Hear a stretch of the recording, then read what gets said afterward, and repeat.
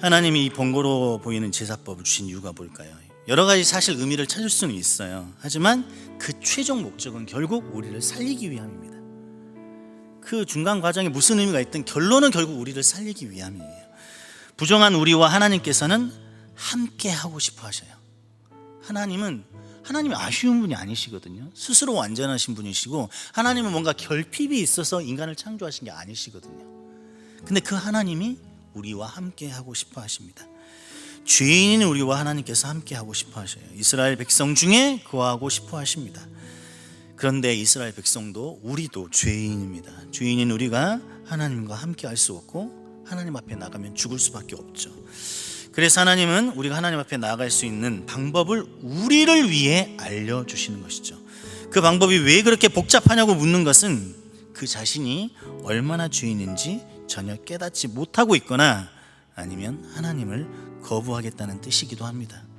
자신이 죄인임을 깨달은 자는 하나님께 나아갈 수 있는 방법이 존재한다는 것만으로도 감사할 수밖에 없기 때문이에요. 죽을 수밖에 없는 우리 죄인이 생명이신 하나님께 나아갈 수 있는 방법이 생겼다면 사실 그것만으로 감사할 수 있어야 합니다. 사실 그래야 한다고 또 감사가 되어지는 것은 아니죠. 그래서 우리 안에 이런 감사가 있다면 전적으로 하나님의 은혜로 되어진 것이고, 만약에 내 안에 아직도 그런 감사가 찾아보기 힘들다, 그러면 그리스도의 십자가의 그리스도를 묵상하면서 하나님의 은혜를 달라고 기도하셔야 됩니다. 여러분의 삶 속에 십자가의 그리스도를 생각할 때 너무 건조하고 그냥 역사책에 나온 어떤 한 가지 팩트를 읽는 것 같은 느낌으로만 존재한다면 여러분은 십자가의 감격을 회복하셔야 돼요. 그리고 그런 경험이 한 번도 없다, 그럼 자기의 구원을 생각해 보셔야 됩니다. 살아계신 하나님을 향한, 예수 그리스도를 향한 그 믿음이 나에게 실제가 된다면 결코 가만히 있을 수 없어요. 결코 감사의 감정을 느끼지 않을 수 없습니다. 하나님이 요구하시는 것이 많아서 하나님과 함께하는 것이 힘든 것이 아니라 우리가 죄인이라서 하나님의 요구가 많게 느껴지는 것이에요. 우리가 누구인지, 무슨 죄를 지었는지, 얼마나 자주, 얼마나 많이 지었는지와 상관없이 하나님께서는 예수 그리스도를 통하여 우리를 용서하셨습니다. 예수 그리스도를 믿기만 하면 모든 부정이 해결되는 것입니다. 크신 은혜죠. 그런데 요즘 시대를 돌아보면 이 크신 은혜를 오해하고 있는 것처럼 보일 때가 많습니다. 마치 이 부정함을 마음속에 담고 살아도 되는 것처럼 보입니다. 다시 말해 본문은 그리스도의 피가 너희 양심을 죽은 행실로부터 깨끗하게 하고 살아계신 하나님을 섬기게 할 수 있다는 것을 강하게 얘기하고 있는 것이에요. 더 나아가서 반드시 그렇게 하게 만든다는 것입니다. 이 말씀은 놀랍고 축복된 약속이기도 하죠. 하지만 또한 커다란 두려움이기도 합니다. 우리가 이 말씀을 엄중하게 받아들일 때 우리는 각자 자신에게 진지하게 물어보아야 합니다. 거룩하신 하나님을 섬기게 되었는가? 그리스도의 피를 통해서 내 죽은 행실로부터 깨끗하게 되고 살아계신 하나님, 거룩하신 하나님을 내가 섬기게 되었는가? 물어보아야 합니다. 그리스도의 피가 정말로 나를 구원했고 나를 씻었고 내 안에 성령님께서 내주하신다면 우리는 죽은 행실로부터 깨끗해져야 하고 살아계신 하나님을 섬기게 되는 것이에요. 만약에 그리스도의 피가 나를 씻기는 피가 된다면 우리의 삶은 아무렇지 않을 수가 없는 것입니다. 여러분, 내 안에 부정함을 담고 살아서는 안 됩니다. 하나님 앞에 해결받아야 돼요. 그리고 내주하시는 성령님의 도우심으로 그 부정함이 자꾸만 내 삶을 덮지 않도록 기도하고 부탁드려야 됩니다. 그것이 그리스도의 피에 대한 자연스러운 반응이에요.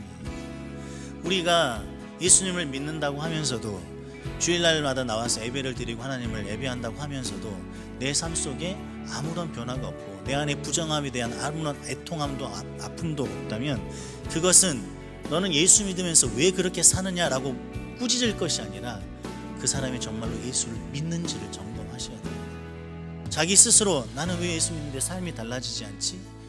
나는 왜 예수 믿는지 맨날 이렇지? 이렇게 생각할 것이 아니라 내가 정말로 살아계신 하나님, 살아계신 예수 그리스도 십자가의 그것을 알고 있는지 제대로 믿고 있는지를 점검하셔야 되는 거예요. 예수의 이름을 입술에 올린다고 해서 예배의 행위를 내 몸에 바른다고 해서 우리의 구원이 이루어지는 것이 아니에요.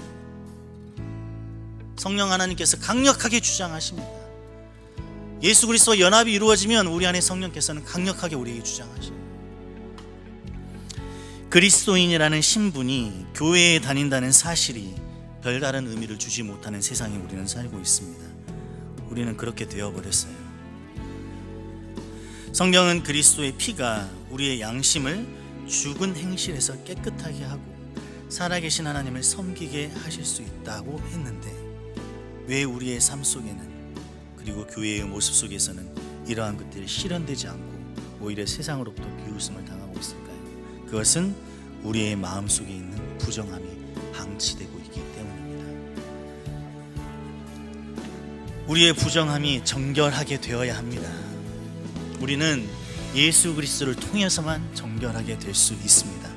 뿐만 아니라 정결한 사람이 될 수도 있습니다. 우리의 양심이 하나님을 섬기는 양심이 될 수 있는 것입니다. 우리의 삶 속에서 하나님을 섬긴다는 것은 하나님이 원하는 삶을 산다는 것이고 그분의 계명을 지킨다는 것입니다. 성령 하나님이 우리 안에 내주하시면 크리스찬의 삶은 갈등으로 충만하게 되어 있습니다.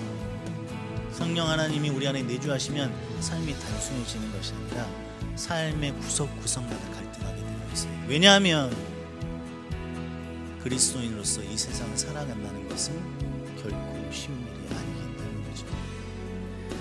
신약 시대를 살고 있는 우리는 하나님 앞에 우리의 마음의 부정함을 씻어야 합니다. 마음의 정결함을 유지해야 합니다.